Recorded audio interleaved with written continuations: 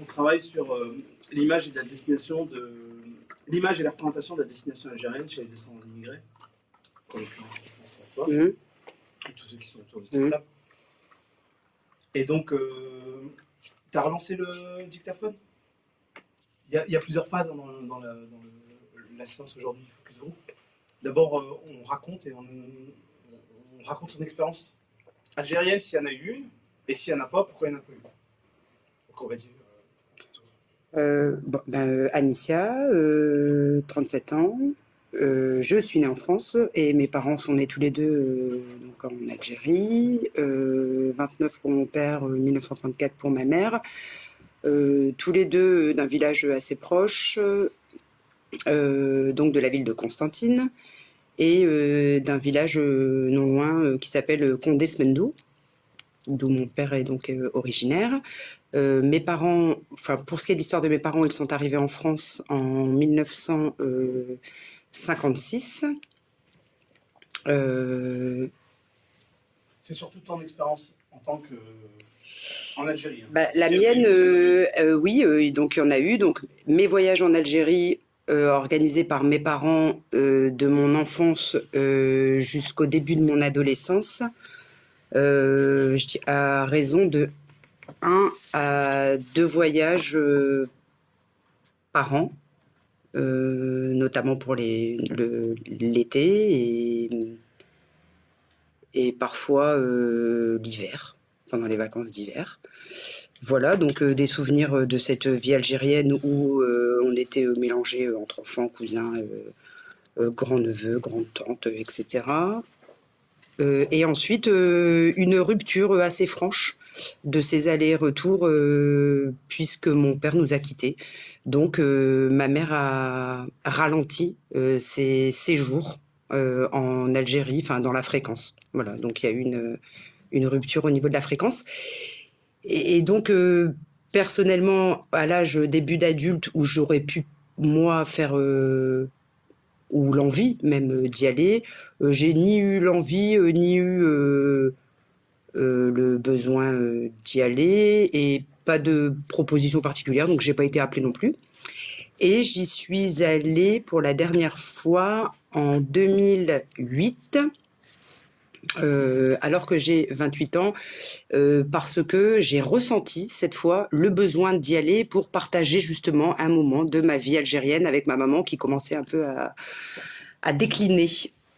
Date à laquelle je ne suis... Voilà, ça a été mon dernier voyage en Algérie, 2008. Et nous sommes en 2019. Et ce dernier voyage, c'était combien de temps? Ce dernier voyage était prévu initialement de 3 semaines. Et il a été écourté de ma volonté parce que c'était difficile. Difficile pour moi d'y rester. Au bout de quelques jours,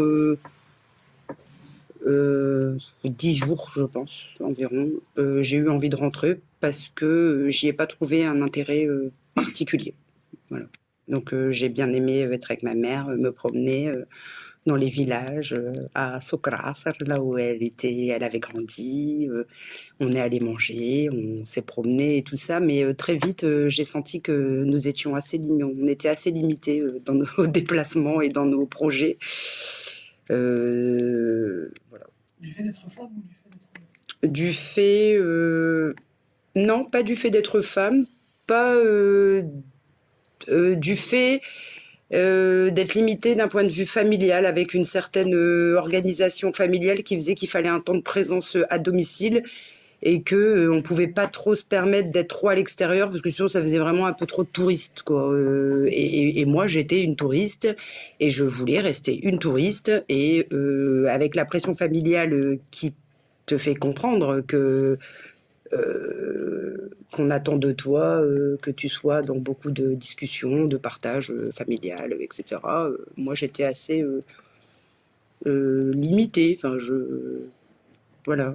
Mais mes premiers jours ont été extraordinaires. J'ai ri comme ça faisait des années que j'avais pas ri, parce que dans la vie algérienne, il y a quand même beaucoup d'humour. Il y a beaucoup de drôleries, de farces. Et ça m'avait beaucoup plu. Mais après le rire, j'ai été rattrapée par la vie d'obligé. Voilà. Avec ses contraintes. Alors tu disais touriste, pas touriste, c'est-à-dire Alors, mon souhait, c'était d'aller se promener régulièrement, de déjeuner dehors, etc.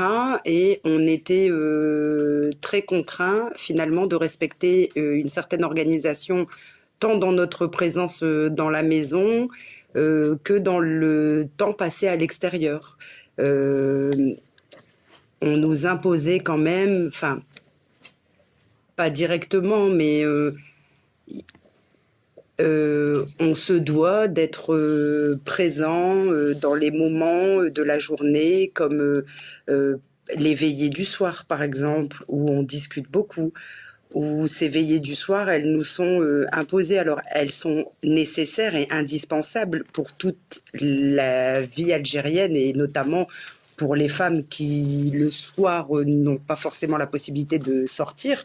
Et donc, les veillées, elles sont utiles. Mais pour moi, qui étais une femme libre, et ma mère une libre, moi, je voulais veiller dehors. Pas forcément at home. Et pour la famille dans laquelle j'étais, donc ma famille algérienne, c'était pas très, très bien. Par rapport au code. Ouais, dans ces cas-là, tu te prends trop pour une européenne? Ah ouais, non, moi, Ouais, c'est c'est ça. Ibizienne, Ibiza. Voilà, c'est ça. Ouais, je l'ai C'est dit. espagnol. C'est ça, ouais. C'est exactement ça. Tu dois y aller pour squatter à la maison, en fait, c'est ça. Bah, disons qu'ils sont attachés, mais ces moments de veillée, moi, je les trouve super. J'ai eu des moments de veillée le soir où on a ri, où vraiment où j'ai ri, tu vois, avec des choses bêtes. Tu te glisses sur une peau de banane, ils se poilent pendant 4 heures avec ça. Non, mais pas pendant 3 semaines, tu vois. Ah bah non, nous, non. Parce que nous, on C'est a... Ouais, mais nous, on est dans le futur, déjà, tu vois. C'est ça. Mais après, c'est leur façon Nous, on de est dans vivre le aussi, turfu, tu comme vois. dirait Naïma. Tu vois, C'est leur turfu. façon de vivre, je respecte. Mais ce que eux, ils n'ont pas compris, c'est que nous, on n'avait pas la même façon de vivre ici, quoi. Plus compliqué, quoi. C'est... Ouais, façon de vivre, on mange, on dort, on travaille, eux aussi. Il y a quand même beaucoup de choses qui nous rapprochent, mais c'est vrai que d'un point de vue des obligations ou des contraintes sourdes, parce qu'on te le dit pas clairement que t'as pas le droit de sortir. C'est On t'a ça. pas dit, mais tu registres. Non, on te regarde comme ça, avec les yeux, hop là. Ah, t'as des, Tu vois t'as des yeux noirs, noirs. On te l'a pas dit, personne t'a dit. Et quand tu leur dis non, mais tu m'avais dit que je pouvais pas sortir, ah, mais j'ai rien, mais j'ai un goût de chouette, ah, Ah, c'est c'est pas exactement peu, ça. ah, C'est exactement ça. c'est pas moi. Après, t'es une folle. Après, t'es enfermé à l'hôpital psychiatrique.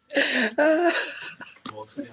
Après ce tour, on va faire maintenant 2 exercices. Je vous ai donné une feuille. Il fallait pas écrire sur la feuille. Donc, il y a une page et une page, donc 2 exercices différents. Alors, on va commencer par le premier exercice. D'abord, sur la feuille, vous allez mettre votre prénom.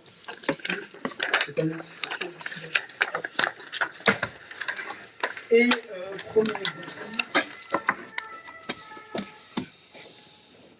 vous allez m'écrire alors 3 mots, 3 adjectifs, ce que vous voulez.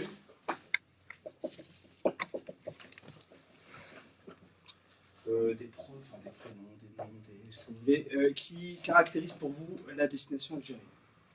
D'accord? Vous les mettez dans l'ordre. Le premier mot qui vous vient à l'esprit, le deuxième mot et le troisième mot. Vous mettez 1, 2, 3, ce que vous voulez. Qui vous fait penser à la destination algérienne. D'accord? Sans tricher les uns sur les autres. Alors, vous mettez les mots, après on dit. Ok? Je vous laisse écrire.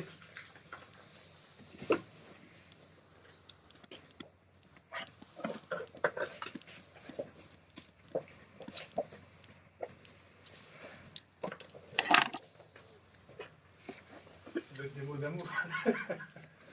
Ça peut être une expression. Enfin, une expression peut-être. J'en ai que 2. Il faut 3. Surtout, mettez-moi l'ordre. 1, 2, 3.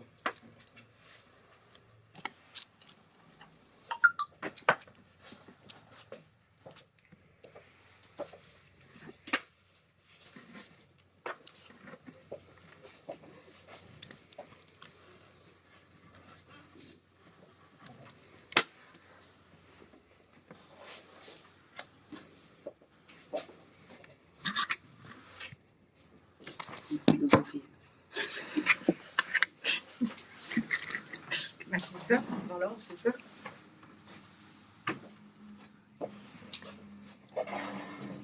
Vous avez tout terminé? Ouais. Alors maintenant, vous allez m'expliquer les choix que vous avez faits, l'ordre déjà, pourquoi tel ordre, et ensuite les raisons des choix des mots que vous avez pris. On va commencer par Abdeno. Ah, je t'explique oralement. Ouais, tu m'expliques, tu me dis bah voilà, j'ai pris ça, ça, ça, et ensuite tu m'expliques pourquoi tu as mis ces mots, qu'est-ce qui reflète pour toi, etc. Famille, parce que famille, j'ai toute la famille finalement de mes parents, des personnes que j'ai connues en tant qu'enfant, cousins, cousines, avec qui j'ai un attachement, parce que c'est des liens qui sont créés quand j'étais enfant, en fait, après adolescent. Ce que je retrouve là-dedans, ces moments de veillée, effectivement, ou après, c'est vrai que tous les soirs, très sympathique, ou effectivement très convivial, où tu as une vraie fraternité en plus de la famille, quoi. 2 obligations, parce que aller en Algérie, ça devient une obligation pour moi, une obligation culturelle pour mes enfants aussi, de montrer d'où ils viennent, qui ils sont. Pour moi aussi, pour ne pas me perdre non plus. Si. Mais c'est une forme d'obligation et corruption. Il ne faut pas mettre arnaque, corruption. Quoi.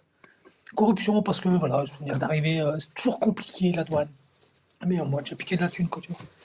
La douane, c'est compliqué. Les relations, les regards, le regard que. Voilà, tu sais pas, en tant que, du coup, comme des immigrés, le regard qu'on peut porter sur toi.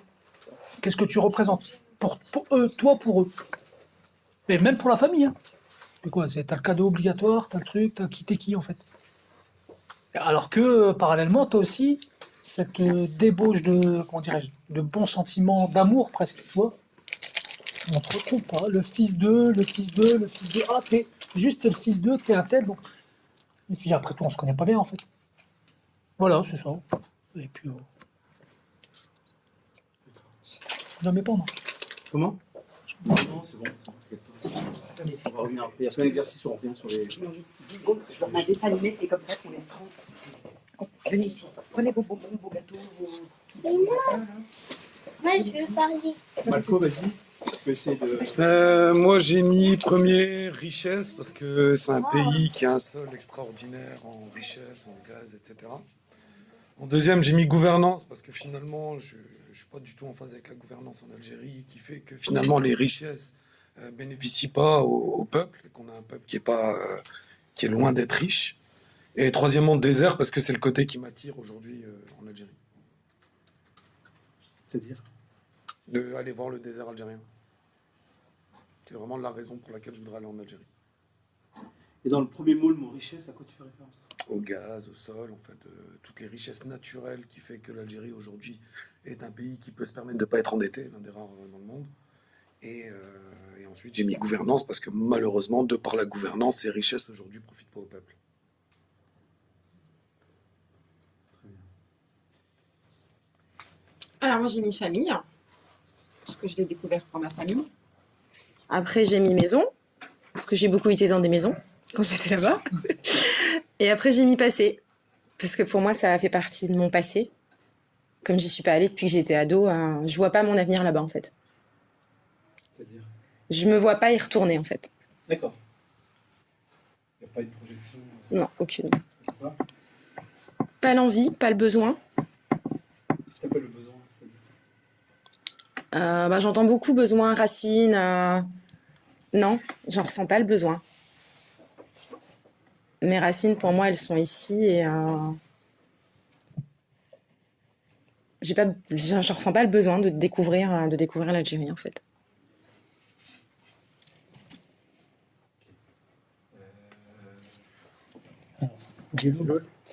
Alors moi, j'ai mis en premier Iouraïen, parce que c'est la ville où j'habite, Gouraya, en berbère. Et après, c'est peut-être parce qu'on est une grosse communauté berbère là où j'habite, ou là où j'habitais plutôt ici. Et dès qu'on parlait d'Algérie, le premier mot, c'était Iouraïen, que ce soit les vieux, les jeunes. Donc pour nous, l'Algérie, c'était Gouraya. C'est tout. Voilà. Donc, quand on parle d'Algérie, c'est ce mot-là qui vient tout de suite. C'est cette ville. Et ensuite, Alger. Alger, parce qu'Alger, j'ai passé des super moments à Alger. On a visité Alger, j'ai de la famille à Alger. Quel moment? Quand on allait visiter, on est parti entre cousins, on était parti entre jeunes en Algérie. On était parti à à 3. On a rejoint déjà 3 personnes qui étaient là-bas. Puis on est parti, on est allé à Alger, on est parti vers la Casbah, on était parti aussi du côté de, comment ça s'appelle? Un peu plus loin, du côté de Stawali, sur le club des pins, tout ça. Donc j'avais de la famille là, donc on passait beaucoup de temps là, on avait bien ri. Et puis après, le troisième mot, j'ai mis profit. Parce que là-bas, ils sont constamment dans le profit. Ils sont constamment dans le profit. Tu arrives à la douane, moi, on m'a dit, moi, je comprends pas les choses tout de suite. Mais quand on m'a dit, oui, quand ils t'ont gardé à la douane, c'est parce ils attendaient, ils voulaient un billet. Et moi, j'ai pas compris. J'ai pas compris, je me demandais pourquoi. Et j'ai attendu là, j'attendais, j'ai rien donné. Après, il a dû en avoir marre, il m'a laissé partir. Puis même dans la famille, je veux dire, tu peux m'envoyer ça, tu peux me ramener ça. Dès que tu es avec eux, ils te voient sous l'angle du profit. Est-ce que tu peux venir en France? Est-ce que tu peux me ramener ça? Est-ce que tu peux m'envoyer ça quand tu repars? Donc voilà, c'est les 3 mots qui ressortent.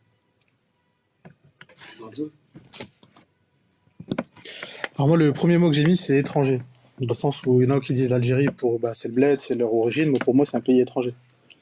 J'ai aucun souvenir de l'Algérie à part l'hôpital de Tizouzou. Donc...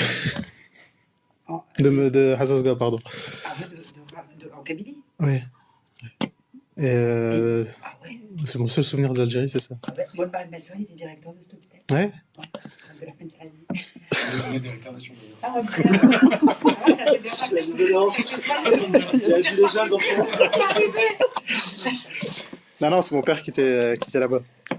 Et je suis même pas certain qu'ils aient de l'eau chaude, en fait. Ça m'étonnerait pas qu'ils avaient que de l'eau froide. Je crois qu'il y avait une douche pour l'étage. Ouais. Donc pour moi, c'est un pays étranger. J'ai pas de lien, j'ai pas d'attache avec l'Algérie. Ma famille là-bas, je la connais pas du tout. Pour ma famille, c'est mon père, mes tantes, mes oncles qui sont tous ici. Et là-bas aussi, je suis un étranger dans le sens où c'est un pays étranger. Moi-même, quand je me projette là-bas, c'est en qualité d'étranger. J'entends beaucoup parler de l'Algérie, c'est beaucoup par des dénigrements quand même. Je pense que les Algériens ou les descendants d'immigrés dénigrent beaucoup l'Algérie. Et comme moi j'y vais pas, j'ai que l'image qu'ils ont eux, et ça peut être qu'une image négative. Le second point que j'ai mis, c'est culture différente, qui se rapproche aussi de l'étranger, mais dans un sens plus... si je vais au Portugal ou en Espagne, je reste à l'étranger, mais je me sens pas perdu. Je pense que je pourrais y comprendre les codes, alors que les codes algériens, je pense ne pas les connaître ou les maîtriser du tout. C'est-à-dire je les connais pas. Je les connais pas. Le peu que j'y étais, je voyais plein de jeunes qui squattaient au coin d'une rue, je comprenais pas ce qu'ils faisaient là, en fait. Ils étaient pleins, ils étaient bien habillés. J'étais avec mon frère, j'ai dit, ils font quoi? Il me dit, ils squattent. Je sais pas pourquoi ils squattent en mode... Enfin, nous, j'ai squatté, on squatte en survêt. Et eux, squattaient, ils étaient en costume. Je dis, il y a un mariage ou quoi? Non, ils squattent en costume. Je comprenais pas. Donc, ça me paraît être une culture très différente de la mienne. Et le troisième point que j'ai mis, c'est l'ennui. Je me dis qu'à mon avis, si j'y vais, je vais m'ennuyer vraiment beaucoup. Dans le sens où, bon, j'ai cru comprendre qu'il y avait des endroits beaux en Algérie que j'ai pas vus. Moi, le seul petit souvenir que j'ai, c'est une maison d'une montagne avec des champs autour, et où il y a rien. Ça peut être bien pour passer quelques jours pour sortir de la ville, mais à part ça, je vais m'ennuyer. Voilà. Anissa, tes 3 mots? Alors, moi, j'ai mis rire quand même, parce que j'ai quand même ri. Alors, j'ai beaucoup ri en Algérie. Et quand je suis arrivée, ça a démarré tout de suite, de mon arrivée déjà à l'aéroport à Paris pour entrer. Dès lors que j'ai été prise en charge par Air Algérie, la rigolade a commencé et j'ai ri justement de tous ces travers, de tous ces dysfonctionnements, de toute cette imperfection qui peut nous qualifier largement. Donc j'ai beaucoup ri. J'ai ri beaucoup durant mes obligations de présence dans les maisons. J'ai ri de choses simples et je peux dire que ça m'a beaucoup réconfortée de retrouver des esprits en effet attiré, oui, par le profit, oui, par ce que moi, ce qui peut me paraître à moi très futile, mais qui est en fait pour eux peut-être un début de construction et qui leur est peut-être à eux vital, donc avec des points de vue très divergents.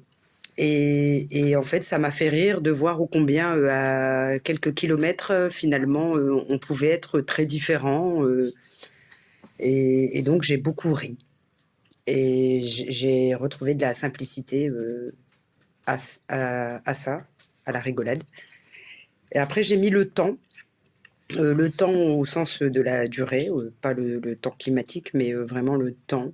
Le rapport au temps, parce que j'ai trouvé qu'ils prenaient, en Algérie, on prenait le temps de faire les choses, le temps de se lever, le temps de se mettre de bonne humeur ou de mauvaise humeur, le temps de préparer des repas, le temps de se mettre à table, le temps de sortir de table, le temps de digérer, le temps de se laver aussi, très longtemps, très longuement, faire chauffer de l'eau. Attendre que la salle de bain se libère, voilà. Donc j'ai eu un rapport au temps très intéressant et j'ai trouvé que c'était chouette. Et après j'ai mis repère, le mot repère, parce que même si dans ma vie algérienne je n'ai que peu de repères finalement, puisque les repères qui conduisent ma vie aujourd'hui c'est surtout ce qui reste de l'éducation et de la culture de ce que m'ont légué mes parents, l'Algérie reste un repère quand je perds les miens dans ma vie française. Et quand je ne sais plus où est ma vie française, ou quand je ne sais plus, ou quand je ne me retrouve plus dans ma vie française, eh ben, je peux avoir encore... je peux me tourner vers l'Algérie pour y trouver... des repères qui n'étaient pas les miens, mais que j'ai décidé de suivre ou de pas oublier définitivement parce qu'ils sont l'essentiel de mon histoire, une vie française et une vie algérienne. Voilà, donc rire, temps et repères. Très bien, je vous remercie. On va passer à un deuxième exercice. On va faire ce qu'on appelle un portrait chinois. Alors, vous allez me faire un petit tableau sur la deuxième page.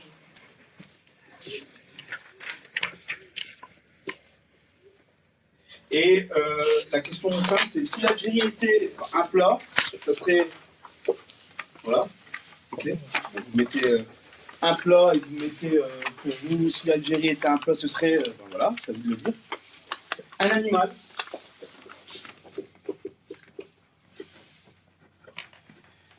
Une odeur.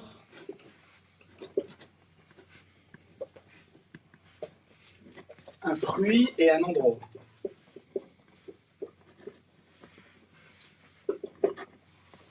Pareil, je vous laisse quelques minutes pour me répondre.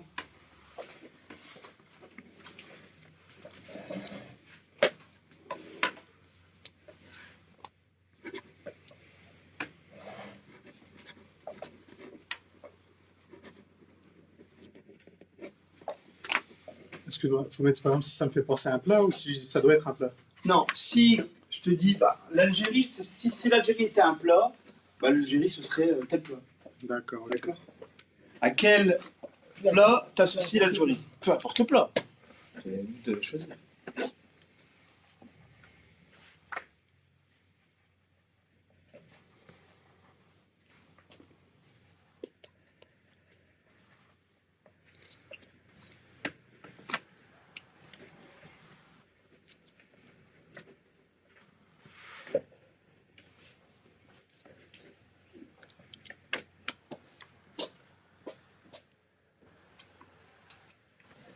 Tu récupères les feuilles.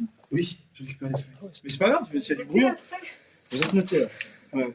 Non, je récupère les feuilles, bien sûr. C'est pas évident.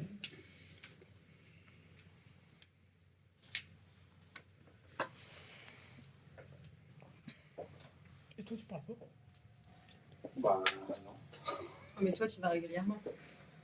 Non, mais je sais pas, moi je suis dans une démarche épistémologique positiviste. Donc, Empirique. je suis hors.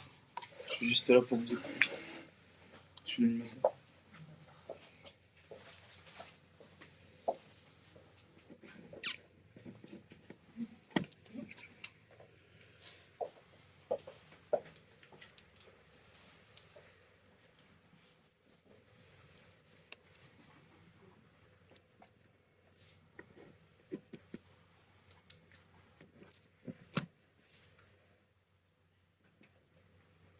l'animateur.